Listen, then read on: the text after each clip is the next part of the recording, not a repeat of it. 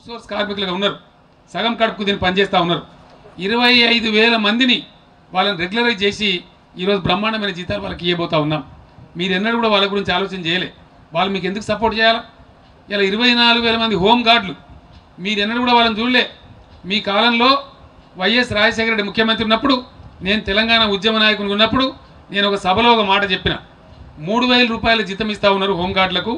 ఈ ముఖ్యమంత్రి మీద ఎందుకు లేబర్ కేసు పెట్టద్దు, మినిమం వేజ్ యాక్ట్ కింద ఈ ముఖ్యమంత్రి మీద ఎందుకు కేసు పెట్టద్దని నేను సభలో చెప్తే, తెల్లారి అగమేఘాల మీద ఫైల్ తెప్పించి దాన్ని 6,000 రూపాయలు చేసినారు. ఆ తర్వాత 8,000-9,000 చేసినారు. నేను ముఖ్యమంత్రి అయిన తర్వాత 12,000 రూపాయలు చేసినాం.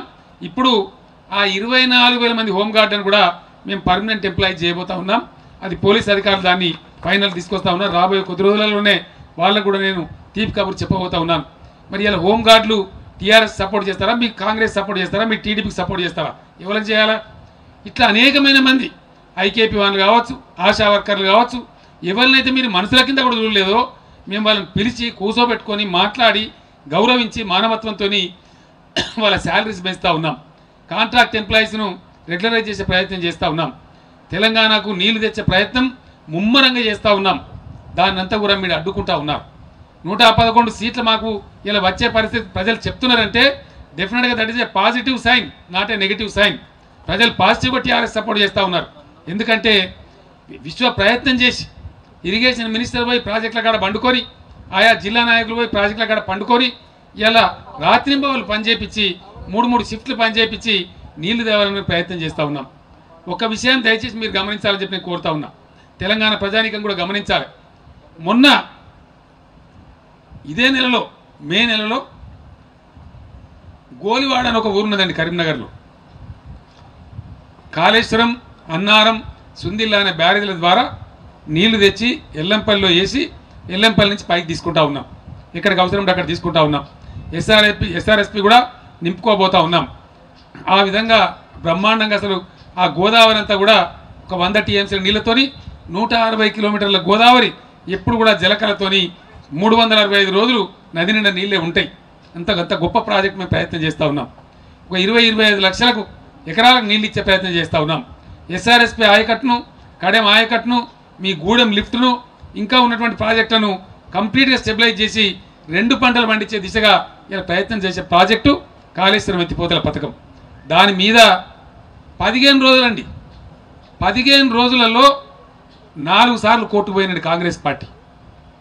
ఏం కావాలి వాళ్ళకు? స్టే కావాలంట. స్టే. ఎస్వి పట్టణ ఒక జడ్జి గారి దగ్గర వచ్చింది. వారు చివాట్లు పెట్టిన న్యాయమూర్తి గారు, మీకు ఇంకో పని లేదా, ప్రాజెక్టుల మీద స్టేలు అడగడమేనా అడిగింది. అభిమానం లేకుండా, సిగ్గు లేకుండా మళ్ళా పోయినారు బెంచ్కి. షమీం అఖ్తర్ గారు న్యాయమూర్తి గారు, వారు చివాట్లు పెట్టినారు, వారు వ్యతిరేకమైన తీర్పిచ్చినారు. ఆ తర్వాత డివిజన్ బెంచ్కి పోయినారు. డివిజన్ బెంచ్ న్యాయమూర్తులు కూడా అన్నారు, ఇది ఎమర్జెన్సీ ఉంది, మీకు ఇంత ఏం కొంపలంటుకుంటున్నాయి, అయినా వేలాది కోట్లు పెట్టే ప్రాజెక్టులకు స్టేలు ఇవ్వకూడదని సుప్రీంకోర్టు జడ్జిమెంట్ ఇది మీకు తెలియదా అని చెప్పి వాళ్ళు చివాట్లు పెట్టినారు. అక్కడికైనా కనీసం సిగ్గొచ్చి మానుకోకుండా సుప్రీంకోర్టుకు పోయిందండి.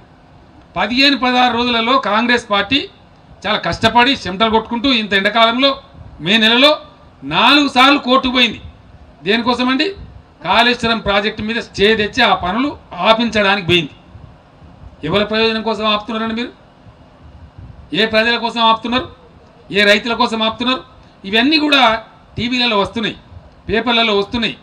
మేము ఏదైనా చేసి దీన్ని ఆపాలే, టీఆర్ఎస్ గవర్నమెంట్కి మంచి పేరు రానియద్దు అనే ఒక కుటిలమైనటువంటి కుచ్చితమైనటువంటి బుద్ధితోని తెలంగాణ లాంటి రాష్ట్రానికి, అనేక కరువు బాధలు పడుతున్న రాష్ట్రానికి నీళ్లు రాకుండా అడ్డుకునేటువంటి మీ కుటిల ప్రయత్నాలను మీడియా బయట పెడతా ఉంది. న్యాయమూర్తులు మిమ్మల్ని చివాట్లు పెడతా ఉన్నారు. ఇవన్నీ కూడా ప్రజల్లోకి పోతూ ఉన్నాయి. కాబట్టే వీళ్ళు దుర్మార్గులు, వీళ్ళకి వేయకూడదు ఓట్లు అని చెప్పి నిర్ణయించుకొని ఈరోజు టీఆర్ఎస్ పార్టీకి మేము అండగా ఉంటామని చెప్పి ప్రజలందరూ కూడా చెప్పినారు. ఆ ప్రకారంగా జరిగేటువంటి కార్యక్రమాన్ని అది బోగసు, ఇది బోగస్ అని మీరు మాట్లాడుతూ ఉన్నారు. కాంగ్రెస్ నాయకులకు నేను ఒక ఛాలెంజ్ చేస్తూ ఉన్నా. మీకు మీ మీద ఆత్మవిశ్వాసం బాగుంది కదా, మరి అటువంటి అప్పుడు మీరే రాజీనామా చేయండి, పోదాం ఎలక్షన్లకు. మీరు గెలుస్తారా మేము గెలుస్తామో తెలుస్తుంది. మీ మీద మీకు అంత విశ్వాసం ఉంటే, టీఆర్ఎస్ మీద ప్రజల్లో విశ్వాసం పోయిందని మీరు అనుకుంటే మేము ఎందుకు చేయాలంటే మేము రాజీనామాలు చేసి చాలా తంగ అయిపోయినాం, చాలా చేసినాం. మేము ఇట్లా ఇసిరి పారేసినాం రాజీనామాలు అంటే టీఆర్ఎస్. నేనే 5-6 సార్లు రాజీనామా చేసిన. ఎన్నిటికి చేసినాం మేము? ఉద్యమం పుట్టించిన నాడు డిప్యూటీ స్పీకర్ పదవికి రాజీనామా, ఎమ్మెల్యే పదవికి రాజీనామా, కేంద్ర మంత్రి పదవికి రాజీనామా, ఎంపీ పదవులకు రాజీనామాలు, రాష్ట్రంలో మా 6 మంత్రుల రాజీనామాలు ఎన్నిసార్లు చేసినామంటే ఒకసారిగా చాలాసార్లు చేసినాం. ఇసిరి కొట్టినాం మేము ఒకళ్ళ మీద. ఇవాళ మీకు పౌరుషం ఉంటే, మీరు చెప్పేదాన్ని మీకు నమ్మకం ఉంటే, మీరు ఎంతమంది ఉన్నారో అంతమంది రాజీనామా చేయండి. ఆ సీట్లు మేము గెలుస్తామా మీరు గెలుస్తారా అర్థమవుతుంది, ప్రజలు ఏమనుకుంటారో తెలుస్తుంది. కానీ అవాకులు చెవాకులు వెళ్ళడం మానుకొని ఇప్పటికైనా సరే మీరు మీ సర్వే మీరు చేసుకోండి, దాని ప్రకారం మీరు పనిచేసుకోండి. మా సర్వే మేము చేసుకున్నాం, మేము ముందుకు పోతాం. మీలాగా మేము పిచ్చిగా లేం, మేము సేవ చేస్తున్నాం, హృదయపూర్వకంగా చేస్తున్నాం, అన్ని వర్గాలకు చేస్తున్నాం. జీవితంలో ఇండియాలో ఏ ప్రభుత్వం ఆలోచించలే. స్వతంత్రం వచ్చిన కాడ నుంచి రైతాంగానికి 8,000 ప్యాకేజ్ ఇస్తామని ఎవడు అనుకూలం మేము చేస్తూ ఉన్నాం. ఈరోజు ఆడవాళ్ళు ప్రసవం అయితే గర్భిణీ స్త్రీలకు ఇబ్బంది ఉండకూడదు, పేద మహిళలు గర్భం వచ్చిన తర్వాత కూలీ పనులకు పోవద్దని వాళ్ళకి 12,000 రూపాయలు ఇస్తూ ఉన్నాం. కేసీఆర్ కిట్ అని చెప్పి 2 నెలలకు సరిపోయేటువంటి సబ్బులు అవన్నీ కూడా బ్రహ్మాండంగా చాలామంది ధనవంతులు వాడే జాన్సన్ కంపెనీకి సంబంధించినటువంటి సోప్స్ ఆయిల్స్ అని కూడా ఇస్తూ ఉన్నాం. ఇది మీరు ఎప్పుడన్నా ఆలోచించినా మీ జీవితంలో? ఎన్నడూ ఆలోచన చేయలేదు. ఈరోజు ఆ కేసీఆర్ కిట్లు పోతే మీ గుండెలలో బాంబులు పడతాయి. జూన్ 3వ తారీఖు నుంచి ఆ పంపిణీ స్టార్ట్ అవుతూ ఉంది. అప్పుడు ప్రజలకు మరింత కూడా తెలుస్తుంది, మీకు డిపాజిట్లు కూడా రానటువంటి పరిస్థితి మీరు పోతారని చెప్పి నేను మనవి చేస్తూ ఉన్నా. అనేకమైనటువంటి కార్యక్రమాలు ఈరోజు చేస్తున్న మాట వాస్తవం కాదా? తవ్వుతున్న మిషన్ కాకతీయ చెరువులు నిజం కాదా? ఆదిలాబాద్ బోతులో చింతల్ బోరి చెరువు కడితే 4,000 ఎకరాల పంట పండింది వాస్తవం కాదా? ఇది అబద్ధమా? ఈ పెన్షన్లు ఇస్తున్న మాట 38 లక్షల మందికి 1000 రూపాయల పెన్షన్ ఇచ్చే మాట వాస్తవం కాదా? మీ జీవితంలో ఎప్పుడైనా మీరు ఆలోచన చేసినరా? ఈ విధంగా సంక్షేమం విషయంలో కానీ, అనేక ఇతర విషయాలలో కానీ, అభివృద్ధి కార్యక్రమాలు కానీ, కరెంట్ సప్లై చేయడే విషయంలో కానీ, ఇన్ఫ్రాస్ట్రక్చర్ మిషన్ భగీరథ విషయంలో కానీ, ఇంటింటికి మంచినీళ్ళు ఇచ్చే మిషన్ భగీరథ లాంటి గొప్ప ప్రోగ్రాం విషయంలో కానీ ఎక్కడ దేశంలో లేని విధంగా ఇక్కడ కార్యక్రమాలు అమలు జరుగుతున్నాయి. కాబట్టే ప్రజానీకం ఈరోజు ఆ విధమైనటువంటి తీర్పు చెప్పడానికి సిద్ధంగా ఉన్నారు. అందువల్ల అవాకులు చెవాకులు మాని మీరు పనిచేసుకోండి. మేము ఇంకో మాట చెప్తా ఉన్నాం, నేను ముందు నుంచి నమ్మే సిద్ధాంతం అది. కడుపు నిండా పనిచేస్తాం, ఎలక్షన్ పోతాం, ప్రజలు అవకాశం ఇస్తే మళ్ళీ సర్వీస్ చేద్దాం, సేవ చేస్తాం, లేకపోతే ఇంటికి పోతాం. కానీ మీలాగా పిచ్చి కూతలు మేము గూయడం లేదు. మాకు వస్తేనే అధికారం లెక్క, లేకపోతే తెల్లారే ప్రపంచ యుద్ధం వస్తుంది అనే పిచ్చి మాటలు మీరు మాట్లాడుతూ ఉన్నారు. మేమట మాట్లాడతలేం, మీ వాస్తవాలు మాట్లాడుతూ ఉన్నాం. నేను ఇంకొక మాట మీకు మనవి చేస్తున్నాను మిత్రులారా. సిద్దిపేటలో నేను ఎమ్మెల్యే అయినా అండి 85లో. ఆడ నాకు కులం లేదు, మతి లేదు, జాతి లేదు. నేను ఏ కులానికైతే ఉన్నానో ఆ కులానికి సంబంధించి 100 ఓట్లు కూడా ఆ నియోజకవర్గంలో ఉండేవి. నా దగ్గర డబ్బులు లేవు, నేను ధనవంతుని కాదు, నాకు రౌడీయిజం లేదు. అయినా నేను అక్కడ చేసే పనిని బట్టి మా జిల్లాలో మేము ఇద్దరం ఉన్నామండి. ఇది ఒక ఉదాహరణ చెప్తా ఉన్నాను. పశ్చిమ మెదక్లో బాగారెడ్డి గారు ఒక నాయకులు ఉండేవారు. వారు ఇప్పుడు మన మధ్య లేరు, చనిపోయినారు. జహీరాబాద్ నియోజకవర్గ ఎమ్మెల్యేగా బాగారెడ్డి గారు ఒక గొప్ప నాయకుడు, ప్రజానాయకుడు ఎమ్మెల్యేగా ఉండేవాడు. అక్కడ ఆయన కులం ఓట్లు కూడా లేవు. 1500-1600 కన్నా ఆయన సామాజిక వర్గం ఓట్లు లేవు. సిద్దిపేటలో నా కులం ఓట్లు లేవు. నేనేమో తూర్పు, వారేమో పడమర. బాగారెడ్డి గారు ఎన్నిసార్లు గెలిపించిన ప్రజలంటే ఆయన ఇక వద్దు అని ఆయనంతలో ఆయన్నే సాలించుకొని ఎంపీ పదవి పోయేదాకా ఆయన్నే ఎమ్మెల్యే గెలిపించారు. ఏం కారణం చేత గెలిపిస్తారండి? ప్రజానాయకులుగా ఉంటే, ప్రజలకు సంబంధించి పనిచేస్తే, కులము మతము జాతి లేకుండా యావత్తు ప్రజలు ఒకటై ఆయన సాలించుకుందాక గెలిపించారు. ఎగ్జాక్ట్గా సిద్దిపేటలో కూడా నేను 7 సార్లు 8 సార్లు గెలిచిన నాకు కరెక్ట్ జ్ఞాపకం లేదు. నేను వద్దనుకొని వదిలిపెట్టేదాకా ప్రజలు నన్ను గెలిపించారు. అక్కడ నేను జాలించుకొని పోయేదాకా, కరీంనగర్ ఎంపీ గెలిచి నేను సిద్దిపేట వేరే వాళ్ళకి హరీష్ కప్పచెప్పోయేదాకా కూడా సిద్దిపేటలో నన్ను గెలిపించాను. ఏం కారణం చేత గెలిపిస్తారండి? మా వినోద్ గారు అడిగాను, సార్ ఇప్పుడు మనం గవర్నమెంట్కి వచ్చినాం, ఎట్లా ఉంటుంది మన రాష్ట్రం, ఎటు తీసుకుపోతారు, మీ ఎజెండా ఏంటంటే చెప్పిన నేను భగవంతుడు మన్నిస్తే, సందర్భాలు కలిసి వస్తే తప్పకుండా సిద్దిపేట నియోజకవర్గంగా తెలంగాణ రాష్ట్రం మారుతుంది. వినోద్ మీరు చూడండి అని నేను చెప్పిన. ఇవాళ ఇక్కడ జరిగేటువంటి కార్యక్రమాలు, జరిగే సంక్షేమం కావచ్చు, అభివృద్ధి కావచ్చు, నూతన పంద ఎక్కడి దాకా పోయినామంటే మీరందరూ నమ్మలేరు. నేను స్వయంగా చూసిన, నాకు ఫీల్డ్ ఎక్స్పీరియన్స్ ఉంది. నేను హైదరాబాద్లో కూర్చొని రాజకీయం చేసేవాడిని కాదు. కొన్ని సందర్భాలలో ఉస్మానియా హాస్పిటల్లో కానీ, నిమ్స్లో కానీ, గాంధీ హాస్పిటల్లో కానీ, లేదా జిల్లా కేంద్రాలలో ఉండే పెద్ద ఆసుపత్రులలో కానీ పేదవాళ్ళు, మధ్యతరగతి వాళ్ళు వైద్యానికి వస్తారు. పాపం అనుకోకుండా కొంతమంది చనిపోతారు, కొంతమంది బాగా అయిపోతారు, అదృష్టవంతులు, కొంతమంది చనిపోతారు. వాళ్ళని రిటర్న్ తీసుకొని పోవాలంటే అంబులెన్సు చాలా వాళ్ళకి పెద్ద శిక్షలాగా ఉంటుంది, అదొక పెద్ద బాధ. మనిషి చచ్చిపోయేందుకు బాధలో ఉంటారు. ఆ అంబులెన్స్, ప్రైవేట్ అంబులెన్స్ వాళ్ళు మాట్లాడే మాటలు, ఆ పద్ధతి చూస్తే బాధ కలుగుతుంది. నేను హెల్త్ డిపార్ట్మెంట్ మినిస్టర్ గారికి పిలిచి చెప్పిన, ఎక్కడైతే పెద్ద హాస్పిటల్లో ఎక్కువ మంది చనిపోతారో పేదలు ధనికులను చూడకండి. హైదరాబాద్లో కానీ జిల్లా కేంద్రాల్లో కానీ చనిపోయిన వాళ్ళను ఫ్రీగా ఒక నయా పైసా ఖర్చు లేకుండా ప్రభుత్వ అంబులెన్స్లలో తీసుకెళ్లి వాళ్ళ ఊళ్ళో దింపినామని చెప్పినాం. ఇప్పటికి ఒక 5-6 వేల మందిని దించి వచ్చినారు. ఒక 50 వాహనాలు పెట్టినాం. మీ జీవితంలో మీ 60 ఏళ్ళ పాలనలో ఎన్నడన్నా మీరు ఆలోచించినారండి? ఇటువంటి పని కూడా చేయొచ్చని ఆలోచన మీకు వచ్చిందా? ఇవన్నీ జరుగుతున్నాయి వాస్తవాలు. ఇలా ఒంటరి మహిళలని వాళ్ళు ఉన్నారు, వాళ్ళకి పెన్షన్ ఇవ్వాలనే ఆలోచన మీకు వచ్చిందా? కనీసం మీకు రాష్ట్రంలో 7.5 లక్షల మంది బీడీ కార్మికులు ఉండరు, ఇప్పుడు ఒక 4-5 లక్షల మంది ఉన్నారు. వాళ్ళు పాపం బీమార్లు వచ్చి చాలా ఇబ్బంది పడుతూ ఉంటారు. ఎవరు మమ్మల్ని అడగలే, మా ఎలక్షన్ మేనిఫెస్టోలో మేము పెట్టలే. కానీ ఈరోజు ఆ బీడీ కార్మికులకు ఒక 1000 రూపాయల పెన్షన్ ఇస్తూ ఉన్నాం. వాళ్ళు మీకేస్తారా ఓటు? మాకేస్తారండి? వాళ్ళని సర్వే వాడు పోయి ఆడితే ఎవరికి చెప్తారండి? అందువల్లనే అన్ని వర్గాలను మేము పట్టించుకున్నాం, ఏ వర్గాన్ని వదిలిపెట్టలే, అందరు సంక్షేమాన్ని తీసుకొని పోతా ఉన్నాం. ముస్లిం మైనార్టీలను మీరు ఓటు బ్యాంక్గా వాడుకున్నారు, కానీ మేము ఈరోజు ఇండియాలో ఏ గవర్నమెంట్ పెట్టినటువంటి బడ్జెట్ వాళ్ళకి పెట్టినాం. అందువల్లనే ఈరోజు వాళ్ళంతా కూడా అవుట్ రైట్గా టీఆర్ఎస్ గవర్నమెంట్ సపోర్ట్ ఉన్నారు. 203 రెసిడెన్షియల్ పాఠశాలలు మైనార్టీల కోసం ఈ రాష్ట్రంలో ఈ జూన్ నుంచే ప్రారంభించబోతా ఉన్నాం. వాళ్ళంతా చాలా సంతోషంగా ఉన్నారు. అనేక రకాలుగా అన్ని మతాలను అన్ని కులాలను గౌరవిస్తూ ముందుకు పోతా ఉన్నాం. దళితులు గిరిజనుల గురించి సప్లాన్ మీద చట్టం తెచ్చినప్పుడు అది పర్ఫెక్ట్గా లేకుండే, మారిన పరిస్థితులలో పకడ్బందీ చట్టం తెచ్చి ఇండియాలో ఏ స్టేట్ పెట్టినంత డబ్బు ఈరోజు దళిత గిరిజనుల అభివృద్ధికి మేము పెట్టినాం. రిజర్వేషన్లు ఏవైతే ప్రామిస్ చేసినామో ముస్లింల సోదరులకు కావచ్చు, మైనార్టీ సోదరులకు కావచ్చు, మన గిరిజన సోదరులకు కావచ్చు, శాసనసభలో పంపినాం. ఇప్పుడే నేను శాసనసభ సెక్రటరీతో మాట్లాడి మీటింగ్కి వచ్చినాను. అది ఈరోజే ఢిల్లీకి కూడా పంపడం జరుగుతూ ఉందని చెప్పి మనవి చేస్తూ ఉన్నా. త్వరలోనే కేంద్ర ప్రభుత్వం ప్రధానమంత్రి గారు నాకు హామీ ఇచ్చినారు, గిరిజన సోదరులకు 12% రిజర్వేషన్ కూడా రాబోతూ ఉందని చెప్పి నేను మనవి చేస్తూ ఉన్నాను. అదేవిధంగా ముస్లిం సోదరులకు కూడా 12% రిజర్వేషన్ వస్తుంది. కేంద్రం మంచి మాటతో ఇవ్వకపోతే వాళ్ళతో ఫైట్ కూడా చేస్తామని చెప్పి నేను మనవి చేస్తూ ఉన్నాను. ఈ విధంగా ఎలక్షన్ మేనిఫెస్టోను 100కు 100% అమలు చేసి రైతుల రుణమాఫీ చేస్తామంటే 17,000 కోట్ల రూపాయలు పూర్తి స్థాయిలో విజయవంతంగా మాఫీ చేసి, అదే పక్క రాష్ట్రంలో చంద్రబాబు నాయుడు చేయలే, మోసం చేసినాడు. నిన్న మాట్లాడుతుండే ఆయన పెద్దగా ఆంధ్ర రైతులకు, ఆంధ్ర డాక్రా వాళ్లకు శటగోపం పెట్టి టోపీ పెట్టి ఇంకా ఆయన తెలంగాణకు వచ్చి వెలుగు పెడతారట, మళ్ళీ మేమే తెలంగాణలో గెలుతామని సిగ్గు లేకుండా వైజాగ్లో మహానాడులో మాట్లాడినాడు. నువ్వేం చెప్పినావు చంద్రబాబు నాయుడు? మొట్టమొదటి నీ ఆంధ్రప్రదేశ్ ప్రజలకు క్షమాపణ చెప్పు. నువ్వు చెప్పింది ఏంది? అందరు డాక్రా వాళ్లకు నేను రుణాలు మాఫీ చేస్తాను, మొత్తం రైతుల యొక్క మొత్తం రుణాలు మాఫీ చేస్తాను. దాని మాట మార్చినవు, తిమ్మిని బమ్మిని చేసినావు, ప్రజలను మోసం చేసినావు.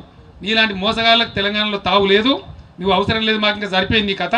కాబట్టి నీ జాగాలో ఉన్న ప్రజలకు నువ్వు సేవ చేసుకో. తెలంగాణకు నువ్వు వచ్చినా నీకు వచ్చేది ఏముండదు, ఇక్కడ డిపాజిట్ కూడా రావు. కాబట్టి ఈ రకమైనటువంటి పరిస్థితులలో ఉనికిని కోల్పోయిన తెలుగుదేశం, ఇక్కడ అడ్రస్ లేని బీజేపీ, ఇక్కడ మొత్తం కాలగర్భంలో కలిసిపోయిన కమ్యూనిస్టులు, వీళ్ళంతా కకావికలై రకరకాలుగా మాట్లాడుతూ ఈ విధమైన కన్ఫ్యూజన్ క్రియేట్ చేసే ప్రయత్నం చేస్తూ ఉన్నారు. నేను ప్రజలందరికీ ఒకటే మాట మనవి చేస్తూ ఉన్నా, సర్వేలో వచ్చినాయి మీ అభిప్రాయాలే, మేము చెప్పినవి కావు. వీళ్ళు ఏం మాట్లాడుకున్నా జిల్లాలలో నియోజకవర్గాలలో మీరు నవ్వుకుంటున్నారు, ఎందుకంటే చెప్పిన అభిప్రాయాలు మీయే కాబట్టి మీరు నవ్వుకుంటా ఉన్నారు. వాస్తవం కొన్నిసార్లు జరుగుతుంది, మనమేం చేయలేం. నాకు ఒక విలేకరి మిత్రుడు ఫోన్ చేసినాడు, ఒక ఆత్మీయ విలేకరి, అన్న బీజేపీ వాళ్ళు 5 కూడా ఓడిపోతారు, నచ్చింది నిజమైన అంటే మరి నేనేం చేయాలా బాబు, నిజంగానే ఓడిపోతుంది, వచ్చింది రిజల్ట్ అది, నేనేం చేయాలా, దాని ఆశ్చర్యం ఏముందండి అని నేనన్నా. అంటే 5 ఒక్కడికి గెలవడాను. ఇదే 5 జిహెచ్ఎంసీ ఎన్నికల్లో ఈ 5 నియోజకవర్గాల్లో ఒక కార్పొరేటర్ గెలిచిండా బ్రదర్ అని అడిగాను, గెలవలే. అదే ఇప్పుడు రిపీట్ అవుతుంది కావచ్చు, that may not be a surprise, వినడానికి కొంత నమ్మకం రాకపోవచ్చు. ఇదే విషయం నేను మనవి చేస్తూ ఉన్నా మీ అందరికీ. జిహెచ్ఎంసీ ఎన్నికలు వచ్చినాయండి, నేను సర్వే చేయించింది. సర్వేలో ఇనీషియల్గా నాకు వచ్చింది 80 సీట్ల కన్నా ఎక్కువ గెలుస్తారు కార్పొరేటర్లు అని నాకు రిజల్ట్ వచ్చింది. 2 నెలల ముందు నేను చెప్పిన ఆ సంగతి, 2 months బిఫోర్, అది టీవీలలో ఉన్నాయి, రికార్డ్స్ కూడా ఉన్నాయి. 2 months బిఫోర్ నేను చెప్పిన 80 సీట్ల పైచీలకు టీఆర్ఎస్ గెలుస్తుందని సర్వేలో వచ్చింది అని నేను చెప్పాను. ఈ బాల్క సుమన్, కేటీ రామారావు వీళ్ళంతా ఎలక్షన్లో తిరుగుతున్నారు. తిరిగే టైంలో వాళ్ళకి అర్థమై మేము 100 సీట్లు గెలుస్తామని వీళ్ళు ప్రకటించారు. వీళ్ళు ప్రకటించగానే ఆయన పేరు సిపిఐ నారాయణ, ఆయన 30 సీట్లు దాటితేనే ముక్కు కోసుకుంటాను మాట్లాడినాను. నారాయణ నీ ధైర్యమైన రిజల్ట్ నాడు మాత్రం హైదరాబాద్ ఉండకు, ఆయనతో ఎవడన్నా శివ ముక్కో కోస్తే లేని పంచాయతీ అయితే అని చెప్పి అందరి అంచనాలు కింది మీద చేసి జిహెచ్ఎంసీ చరిత్రలోనే ఫస్ట్ టైం టీఆర్ఎస్ పార్టీ ఏకపక్షంగా 99 స్థానాలు గెలిచింది. ఇది వాస్తవం కాదా? జరగలేదా జిహెచ్ఎంసీలో? మీరే చూసినారు కదా, మీరే కొట్టాడినారు కదా, ఈ రెండు పార్టీలే కదా, ఇదే బీజేపీ ఇదే కాంగ్రెస్ కదా. మీకు ఏ విధమైనటువంటి తీర్పు వచ్చింది ఇక్కడ? కాబట్టి ఈరోజు తెలంగాణలో కూడా వాస్తవాలను గమనించి మాకు మేలు చేస్తారు, ఎవరు చేస్తారు అనుకుంటే ప్రజలు వాళ్ళకు సపోర్ట్ చేస్తారు, డెఫినెట్గా చేసినారు. జిహెచ్ఎంసీ ఫలితమే రేపు రాబోయే జనరల్ ఎలక్షన్లో పునరావృతం కావచ్చు. It may not be a wonder. తమిళనాడులో జరిగింది ఒకసారి, డిఎంకే పార్టీ మొత్తం తుడిచిపెట్టకపోయి ఒక్కడే ఒక కరుణానిధి గెలిచిండండి, ఓన్లీ 1%. నేను ఒక్కరిని అసెంబ్లీకి ఏం పోవాలని చెప్పి ఆయన కూడా రాజీనామా చేసేసి అసెంబ్లీలో అపోజిషన్ లేకుండా ఆ రోజు ఏఐడిఎంకే పార్టీ గెలిచింది. గొప్పగా పనిచేస్తే, మంచిగా పనిచేస్తే, వాళ్ళకి నిజంగా న్యాయం జరిగితే ప్రజలు కడుపులో పెట్టుకొని గెలిపించుకుంటారు. కాబట్టి ఇప్పటికైనా పిచ్చి పిచ్చి మాటలు మానుకొని జాగ్రత్తగా మీరు కూడా పనిచేయండి, అభివృద్ధి కార్యక్రమాలకు సహకరించండి. కోర్టులో పోయి ప్రాజెక్టులు ఆపుతామనే దుర్మార్గాన్ని కట్టిపెట్టుకొని మీరు అబాస్ పాలవుతున్నారు. మీకు మార్కులు మైనస్ అయితే నేను చెప్తా ఉన్నా కాంగ్రెస్ నాయకులకు, మేము ఆపగలుగుతామని కూడా మీరు ఆపలేరు. మీ తాత జేజమ్మావాసం కూడా కాదు, మీరు ఆపినా నెల 2 నెలలు ఆపుతారు తప్ప అంతకుమించి మీరు ఆపలేరు. ఇక న్యాయమూర్తులకు జ్ఞానం ఉంటుంది, వాళ్ళు కూడా ఆలోచన చేస్తారు, ధర్మాన్ని కాపాడతారు తప్పకుండా. ఈరోజు కింది కోర్టు నుంచి మీకు సుప్రీంకోర్టు దాకా చివాట్లు పడ్డాయి. ఇప్పటికే ఇంకా దుర్మార్గాలు గడిపెడితేనే మీకు ఆ వచ్చే 4 కోట్లన్న వస్తాయి, లేకపోతే డిపాజిట్ కూడా రాకుండా అయిపోతారని చెప్పి నేను మనవి చేస్తా ఉన్నా. ఈరోజు మిత్రులు రమేష్ రాథోడ్ గారు వారు చాలా పదవులలో పనిచేసినారు, ఎమ్మెల్యేగా చేసినారు, పార్లమెంట్ సభ్యులుగా కూడా చేసినారు. తెలంగాణ సందర్భంలో పార్లమెంట్లో కొట్లాడుతుంటే మేమిద్దరం లేచి నిలబడితే ఆయన కూడా మాతో లేచి నిలబడి జై తెలంగాణ అని చెప్పి పిడికిలైతే మా పక్కన నిల్చున్నారు. ఆ రోజు ఇద్దరమే ఎంపీలు ఉంటే కూడా నేను కూడా తెలంగాణ కాదన్నా పార్టీ కాకపోతే ఏందని చెప్పి పిడికిలు బిగించి ఆయన కూడా జై తెలంగాణ నిల్చున్నారు. కాబట్టి వారి అనుచరులతోని ఆదిలాబాద్ జిల్లాలో సీనియర్ నాయకులు ఉన్నటువంటి నాయకులు వారు రావడం చాలా సంతోషం. నేను వారిని హృదయపూర్వకంగా అభినందిస్తా ఉన్నాను. తప్పకుండా టీఆర్ఎస్ పార్టీలో వారి స్థాయికి తగిన గౌరవం రమేష్ రాథోడ్ గారికి లభిస్తుందని చెప్పి నేను మనవి చేస్తా ఉన్నాను. At the same time Rathod గారికి నా విజ్ఞప్తి, అక్కడ నీ చిన్న చెల్లె అక్కడ ఎమ్మెల్యే ఇప్పుడు పనిచేస్తూ ఉంది, ఆ అమ్మాయికి నిన్న మంచి మార్కులు కూడా వచ్చినాయి, సంతోషంగా వచ్చినాయి. రేపు మనకు డీలిమిటేషన్లో బ్రహ్మాండంగా సీట్లు పెరగబోతూ ఉన్నాయి. తప్పకుండా పెరిగే దానిలో మీకు కూడా అవకాశం వస్తుంది. మీకు మీ స్థాయికి తగ్గకుండా పార్టీ మిమ్మల్ని గౌరవించుకుంటుంది. ఇక్కడ మిమ్మల్ని గౌరవించుకుంటే పార్టీకి గౌరవం కాబట్టి మిమ్మల్ని గౌరవించుకుంటాం. కాబట్టి ఖానాపూర్ విషయంలో మీరు కన్ఫ్యూజన్ గురి కావద్దని చెప్పి నేను మీకు మనవి చేస్తూ ఉన్నాను. తప్పకుండా మనం కూర్చొని మాట్లాడుకొని చర్చించుకొని ముందుకు పోదాం. మీ నాయకత్వం తప్పకుండా పార్టీకి అవసరం, మీ యొక్క శక్తి పార్టీకి అవసరం, పార్టీ కంటే కూడా తెలంగాణ రాష్ట్రానికి అవసరం. కాబట్టి మీరు తప్పకుండా మంచి స్థాయిలో ముందుకు పోతారు. మీ రాజకీయ భవిష్యత్తుకు నేను హామీ ఇస్తా ఉన్నాను, నేను మనవి చేస్తా ఉన్నా. రవీంద్రరావు గారు వారు కూడా వారి శక్తినంతా దారబోసి కాంగ్రెస్ పార్టీ కోసం అనేక దశాబ్దాలు పనిచేసినారు, అయినా వారికి సరైన గుర్తింపు రాలే. ఇలా వారి సేవలు ఆదిలాబాద్ జిల్లాలో తప్పకుండా తెలంగాణ ప్రజలకు, ఆదిలాబాద్ జిల్లా ప్రజలకు, టీఆర్ఎస్ పార్టీకి కూడా చాలా లాభం జరుగుతుంది. వారి యొక్క సీనియారిటీ, వారి అనుభవం చాలా ఉపయోగపడుతుంది. కాబట్టి వారిని కూడా సముచితమైన రీతిలో పార్టీ గౌరవించుకుంటుంది, వారి స్థాయికి తగ్గ హోదా వారికి ఇస్తుందని కూడా నేను పూర్తి స్థాయిలో వారికి కూడా హామీ ఇస్తా ఉన్నా. వారి వెంట వచ్చినటువంటి అనుచరులకు కూడా హామీ ఇస్తూ పాత కొత్తలను అందరిని కలిపి గొప్పగా తీసుకెళ్లిన నాయకుడు మా లోక భూమారెడ్డి గారు. ఆయన ఎంత గొప్పవాడు అంటే ఆయన ఎమ్మెల్యే కోసం ఇన్ఛార్జ్గా పెట్టిన నేను ఆదిలాబాద్ కాన్స్టిట్యున్సీ కోసం. కానీ ఒక సందర్భంలో జోగురామన్న గారు టీడీపీకి రాజీనామా చేసి వస్తా అంటే వారు అన్న నాకు తెలంగాణ రావడం ముఖ్యం, నా ఎమ్మెల్యే సీటు కాదు, నేను పక్కకు జరిగి జోగురామన్న గారిని అక్కడ తీసుకొచ్చి పార్టీలో కలిపి ఎమ్మెల్యేని చేసి ఉద్యమానికి బలం చేకూర్చిన వ్యక్తి లోక భూమారెడ్డి గారు. అందుకే వారు కొంచెం ఆలస్యమైన మన వారిని కార్పొరేషన్ చైర్మన్ చేసుకున్నాం. భవిష్యత్తులో వారికి ఇంకా కూడా ఉన్నతమైన స్థానాలు తప్పకుండా లభిస్తాయి. ఇటువంటి మంచి నాయకులు ఇటు ఇంద్రకరణ్ రెడ్డి గారు కావచ్చు, జోగురామన్న గారు కావచ్చు, అట్నే భూమారెడ్డి గారు కావచ్చు, వారితో పాటు ఉన్నటువంటి శాసనసభ్యులు వారికి సోనేపే సుహాగా అన్నట్టుగా ఈరోజు రాథోడ్ గారు, రవీంద్రరావు గారు జమైరు. కాబట్టి ఆదిలాబాద్లో మనకు తిరిగే లేదుగా, డెఫినెట్గా మనల్ని మించిన వాడు ఉండే పరిస్థితి లేదు. మీ అందరితో నా మనవి, దయచేసి ఏవైతే కార్యక్రమాలు రెండు జరుగుతూ ఉన్నాయి ఆ కార్యక్రమాలు ఊరికే ఆశామాషికి పెట్టినవి కావు. కాంగ్రెస్ వాళ్ళు ఇంకో పార్టీ వాళ్ళు అనుకుంటున్నట్టు ఇక్కడ వాళ్ళు ప్రజలను ఎంతసేపు ఓట్లలాగానే చూసినారు, ప్రజలను ఓట్ల రూపంలో చూసినారు తప్ప ప్రజల రూపంలో వాళ్ళు చూడలే. ఇప్పటికి కూడా వాళ్ళకి అదే దరిద్రం అలవాటు ఉంది. మేము ఒక మంచి బృహత్తరమైన కార్యక్రమాన్ని తీసుకున్నాం. ఆ కార్యక్రమం ఇవాళ కొత్తగా తీసుకోలే. పెద్దలు నా ముందు కనబడుతున్నారు కాబట్టి నేను చెప్తా ఉన్నా. తెలంగాణ అర్బన్ పాపులేషన్ 43-44%కి వస్తూ ఉంది. అర్బన్లో పరస్పర ఆధారిత జీవన విధానం ఉంటుంది, ఇంటర్ డిపెండెంట్ లైఫ్ ఉంటుంది. కాబట్టి ఇక్కడ ప్రజలకు పని దొరుకుతుంది, ప్రజలు బ్రతుకుతారు. ఈ అర్బన్ గ్రోత్ వల్ల మన తెలంగాణ రాష్ట్ర ఆదాయం కూడా పెరుగుతూ ఉంటుంది. దెబ్బతిన్నది ఏంటి అంటే తెలంగాణ గ్రామీణ ఆర్థిక వ్యవస్థనే బాగా ధ్వంసమైంది. తెలంగాణ గ్రామీణ వ్యవస్థ తెలంగాణ గ్రామీణ ప్రాంతాలలో సమైక్య రాష్ట్రంలో విపరీతమైనటువంటి జీవన విధ్వంసం జరిగింది. కాబట్టి తెలంగాణ గ్రామీణ ఆర్థిక వ్యవస్థను పరిపుష్టం చేసే దిశగా మా విలేకరుల సోదరులకు నేను మనవి చేస్తా ఉన్నా. ఇది ఆషామాషి కార్యక్రమం కాదండి, ఇది ఒక విప్లవం. ఇండియాలో తెలంగాణ గ్రామీణ ఆర్థిక వ్యవస్థను పరిపుష్టం చేసే బొకే. ఆ బొకేలో భాగంగా రైతులకు పెట్టుబడి ఇస్తూ ఉన్నాం, రైతులకు ఉచిత కరెంట్ ఇస్తూ ఉన్నాం, ప్రాజెక్టులకు నీళ్ళు తెస్తూ ఉన్నాం. వాళ్లకు బ్రహ్మాండమైనటువంటి కార్యక్రమాన్ని తీసుకున్నాం. అదొక యజ్ఞం.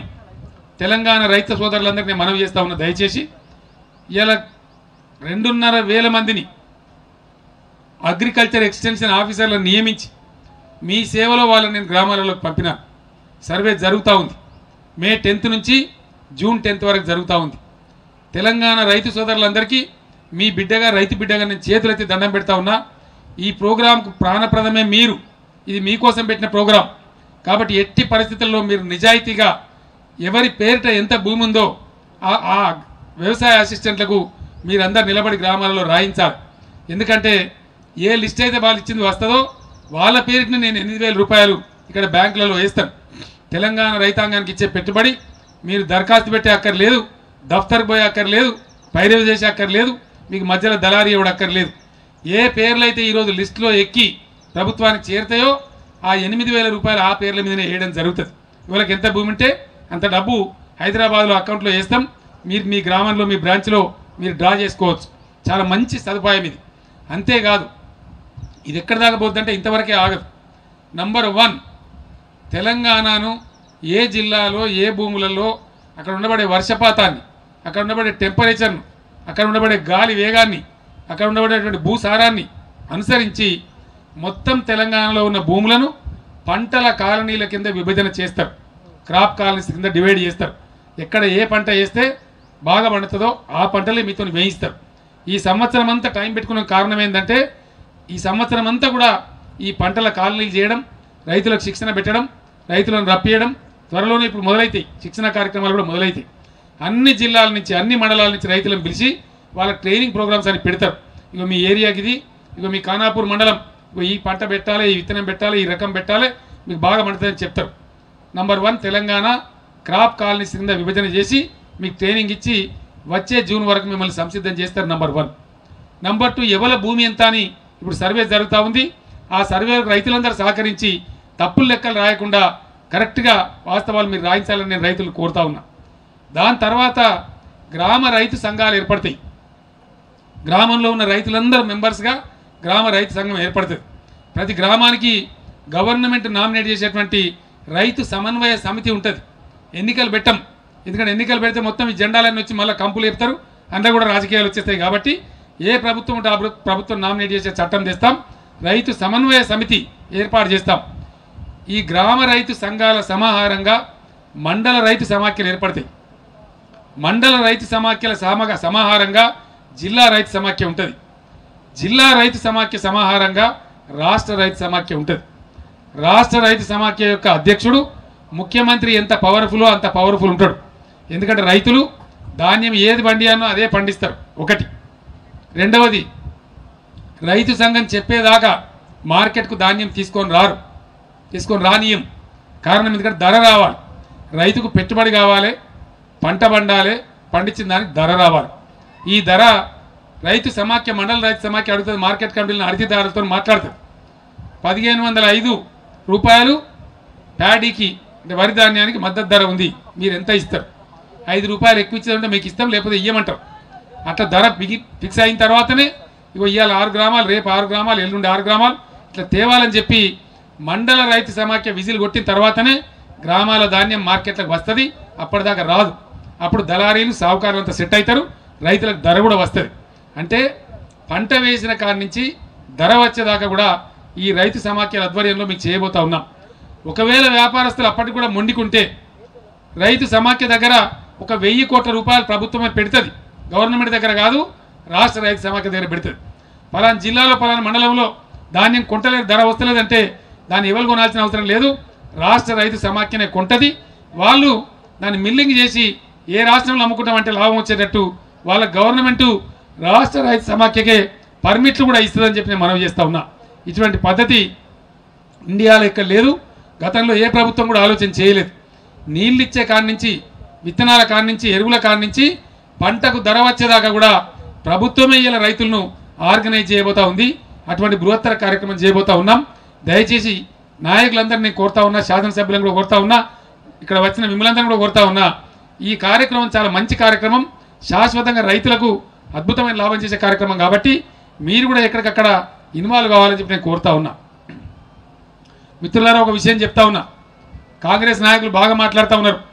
మీ కాలంలో ఎరువుల దుకాణాల కాడ చెప్పుల లైన్లు, పోలీస్ స్టేషన్లలో పెట్టి ఎరువు బస్తాలు అమ్మినారు, ఇత్తనాలు దొరికేటి కావు, లాఠీ ఛార్జీలు జరిగేటి. ఇవాళ ఉందా ఆ పరిస్థితి రాష్ట్రంలో?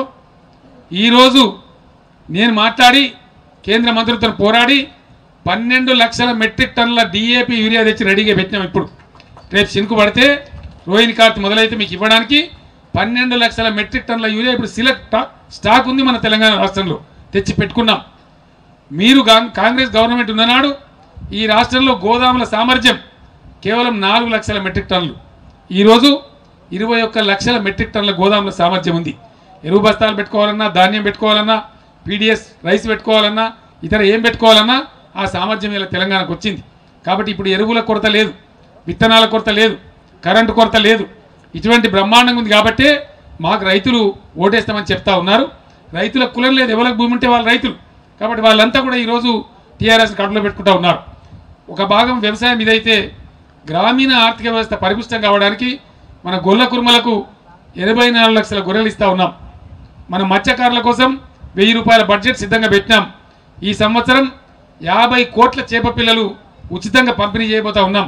కాబట్టి మత్స్య పరిశ్రమను కూడా బ్రహ్మాండంగా పెంపొందించబోతా ఉన్నాం. నాయి బ్రాహ్మణ సోదరులు ఉన్నారు, చరిత్ర అంతా కూడా వాళ్ళు బతిమాలని మిమ్మల్ని గడ్డాలు పట్టుకున్నారు, మీరు ఎన్నడూ కనికరించలే. అయ్యా మేము 4 గడ్డాలు తీసుకొని బతికే వాళ్ళం, మాకు కమర్షియల్ టారిఫ్ వేస్తూ ఉన్నారు కరెంటుది, మేము కట్టలేం, భారం ఉంది అని బతిలాడితే మీరు పట్టించుకోలే. తెలుగుదేశం కానీ కాంగ్రెస్ కానీ మీరు పట్టించుకోలే.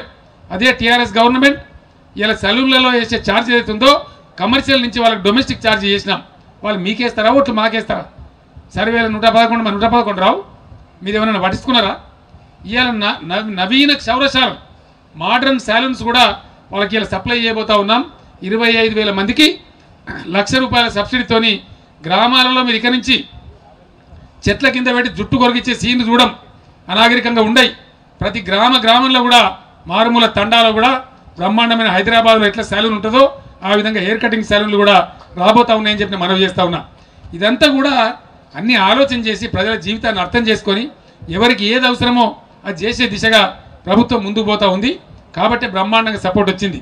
అందువల్ల వృత్తి పని వాళ్ళకి ఇచ్చేటువంటి కార్యక్రమాలలో కానీ, రైతులు నమోదు చేసే కార్యక్రమంలో కానీ మీరందరూ కూడా దయచేసి పెద్ద ఎత్తున భాగస్వాములు కావాలని చెప్పి నేను కోరుకుంటూ, రమేష్ రాథోడ్ గారికి, వారి వెంట వచ్చిన మిత్రులకు, గౌరవనీయులు రవీంద్రరావు గారికి, వారి వెంట వచ్చిన మిత్రులకు మరొక్కసారి హృదయపూర్వకమైన స్వాగతం సుస్వాగతం తెలియజేస్తూ నేను సెలవు తీసుకుంటా ఉన్నా. జై తెలంగాణ.